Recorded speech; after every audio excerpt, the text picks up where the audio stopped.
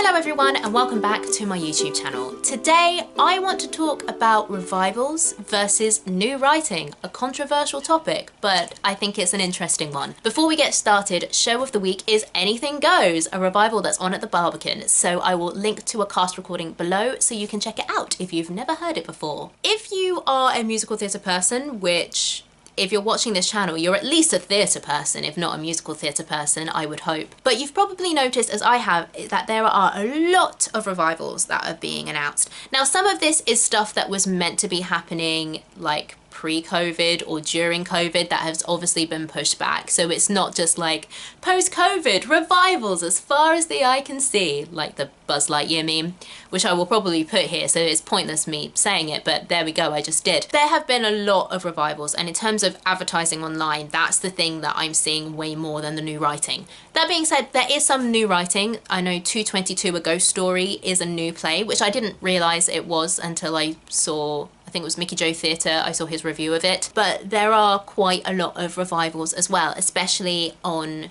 the West End and the bigger touring kind of circuits. I've had quite a lot of discussions with my theatrical colleagues about this, but I kind of wanted to talk about it with you guys because I think if you're someone who is not in theatre, who doesn't work in theatre, it's really different to the theatrical bubble that we're in. It can be really easy when you work in theatre to, you know, be really strong one way or another, of being like, oh, I want to be in all of these big shows and revivals, so yes, great, or I prefer new stuff and everything's outdated, boo. I actually think it's a bit more nuanced than that, and I think it has interesting implications. So I just wanted to talk about the pros and cons of revivals and new writings from a producing perspective, an actor's perspective, and also the audience perspective. When you work in theatre, it can be really easy to forget the audience or assume that all audiences want what you as a theatre professional want.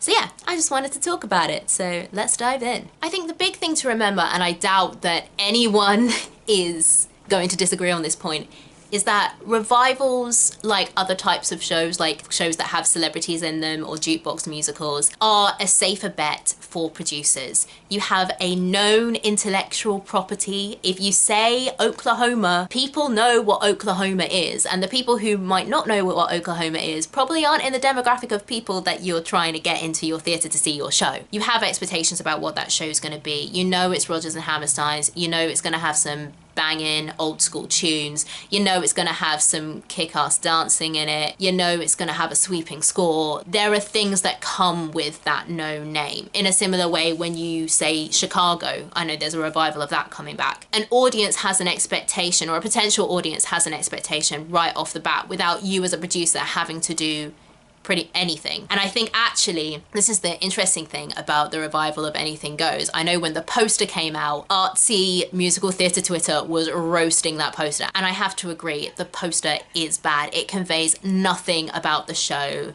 It looks really chintzy, and yeah, it's not well designed at all, especially compared to like the Broadway poster of the same thing. But on the flip side, playing devil's advocate, you don't need to have a beautifully designed poster that perfectly encapsulates the vibe of the show that is Anything Goes, because everyone knows what Anything Goes is, and definitely your target demographic of audience. So you don't have to work hard on a poster design.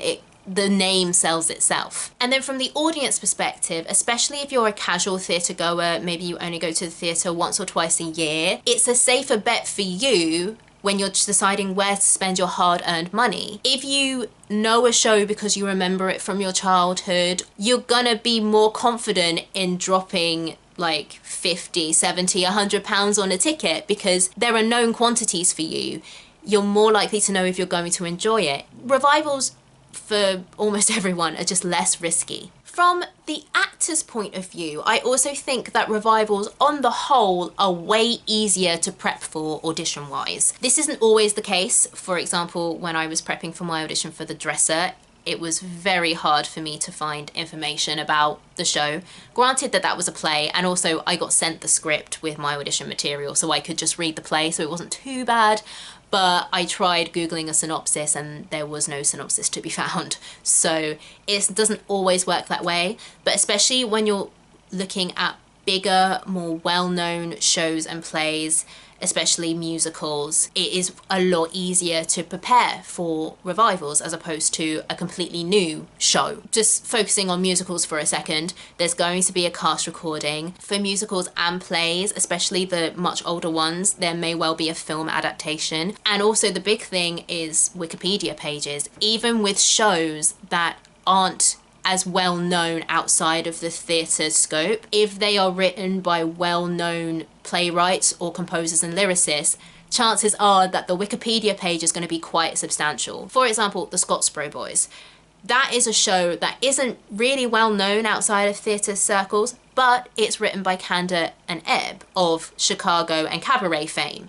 So the Wikipedia page for that show is quite extensive. I think the synopsis is a full-on synopsis with where the songs go and things like that. It's very easy for you to find the bare minimum that you would need to prepare when auditioning for those shows. The other thing with revivals is it's a lot easier to pick audition materials if it's like bring your own monologue or bring your own song. You know the show, you've been able to research it, you can get some kind of feel for the vibe of show, whereas if it's a brand new production, there's no cast recording, there's literally nothing out there, it's completely new, and they've said bring 2 musical theatre songs. If you're the kind of person who likes to go in with songs that kind of invoke the vibe of the show, you're completely stuck, and you know, you might run the risk of picking a song that the character of the song, because it works well in your voice, is completely wrong for the character you're being seen for, but you had no idea because it's a completely new show and you don't know what the vibe is that they're going for. On the flip side with revivals, I think more than any other kind of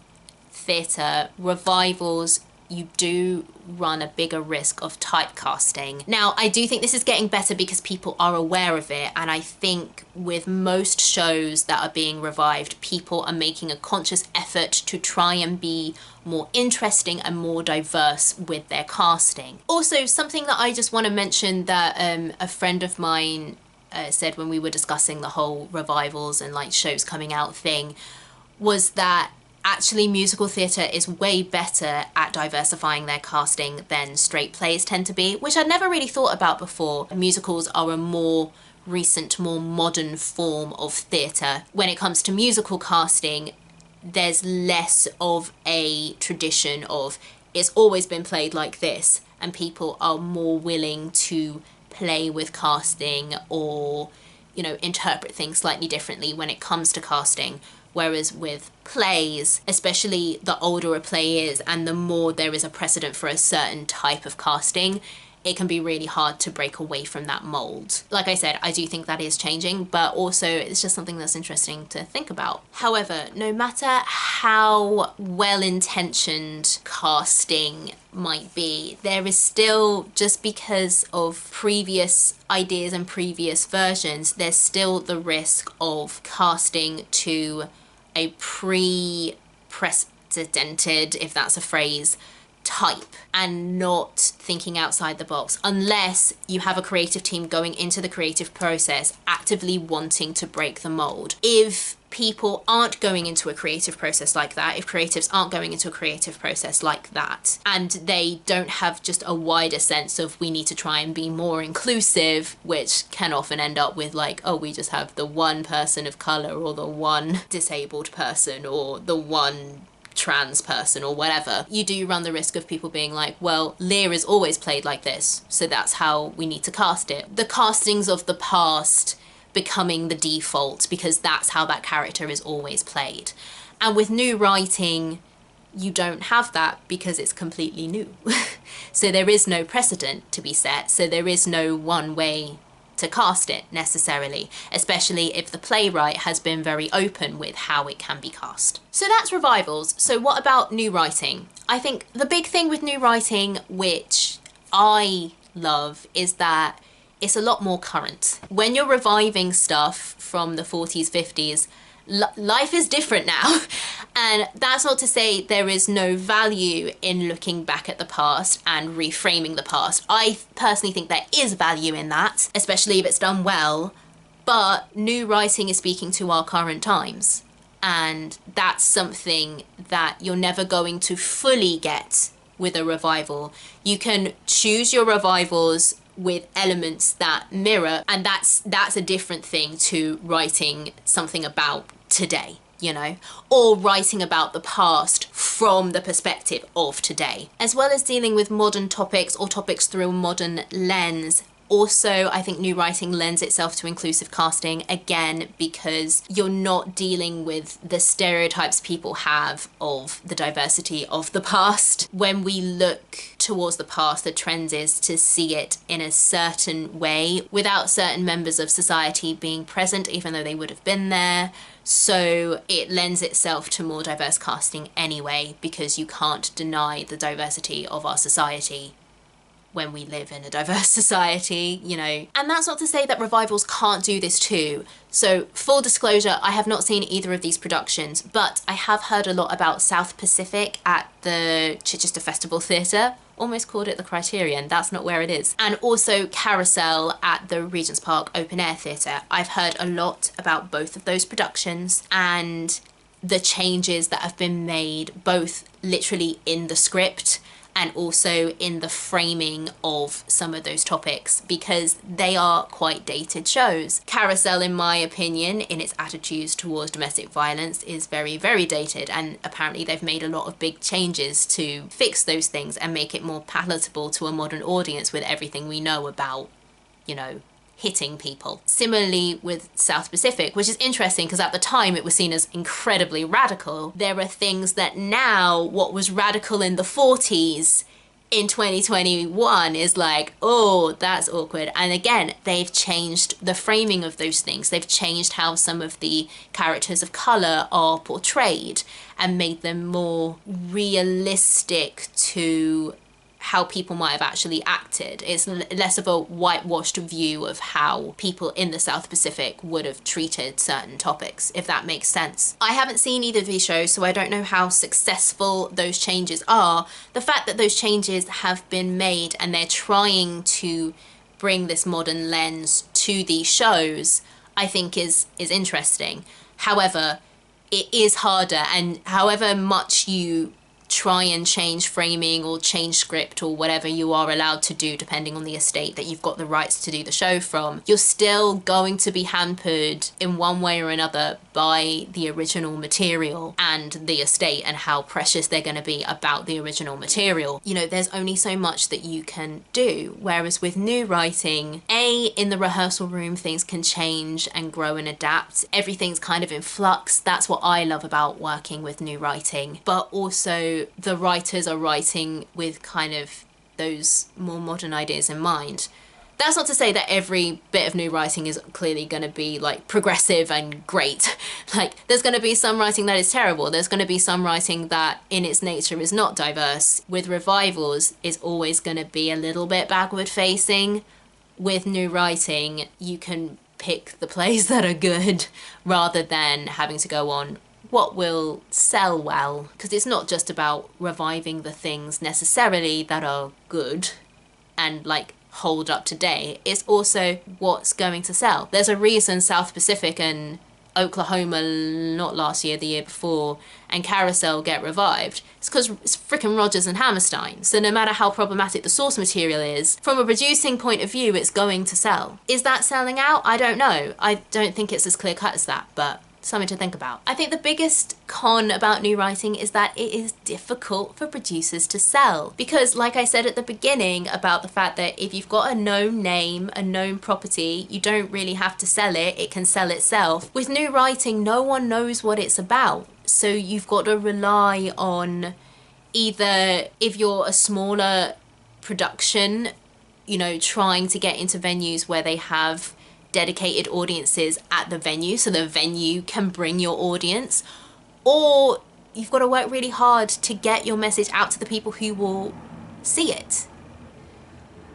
Oh my god, London City Airport, why? You've got to make sure that your branding and publicity are on point. You've got to make sure the people who are your target audience know that your show exists. You can't just slap together a very basic poster and be like, cool, that's our show, come and see it.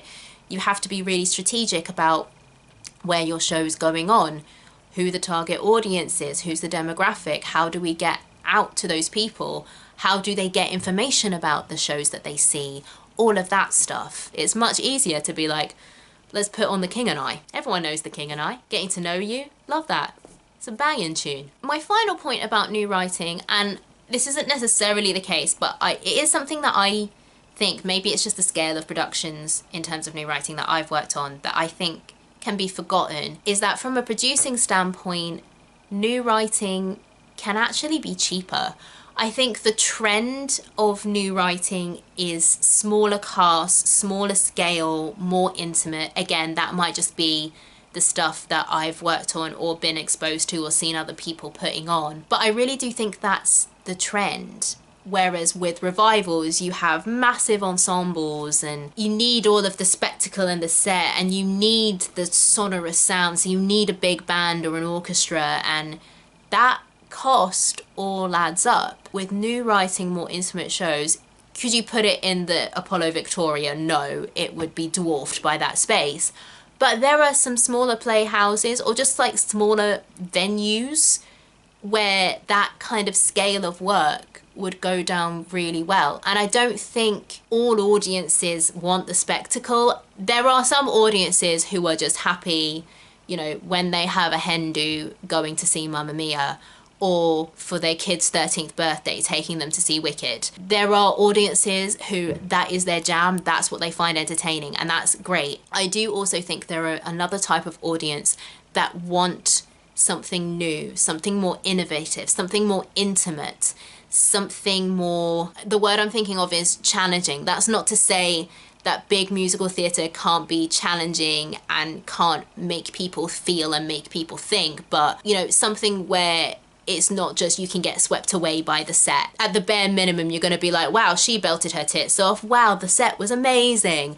You know, things where you don't have those kinds of bells and whistles necessarily. And so, you know, the robustness of the story is the thing that needs to carry it. And there are audiences, I think, for that. And I think those kinds of audiences can sometimes get forgotten.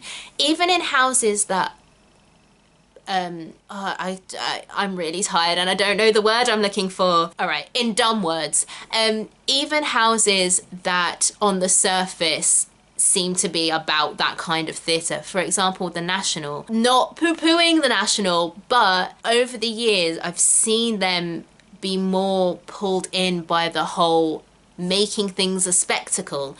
And there's nothing wrong with spectacle. Spectacle is entertaining. When you have a big stage, you need to fill it. You can't just put one dude on stage in a 2,000 seat theatre and just be like, okay, I'm just going to sit on this chair and talk. Unless it's Ian McKellen, he could probably get away with it. But there's an audience out there, I think, that isn't fussed about the spectacle. And I don't think that audience is just theatre people who also watch theatre because we work in theatre.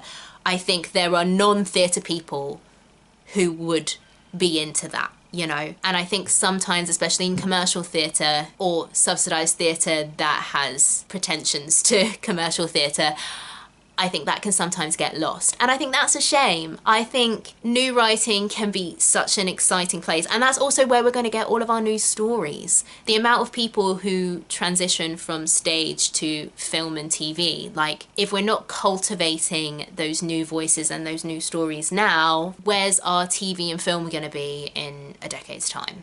You know? So those are my thoughts about revivals versus new writing. They're probably not all of my thoughts. I could probably ramble on for like ages on this topic, but I'm not going to because it has gone 8:30 and I still haven't eaten dinner because I'm a silly person. So I'm going to leave this video here. Let me know what you think about revivals versus new writing. Are you completely new writing side or completely revival side? Do you think it's more nuanced like I do?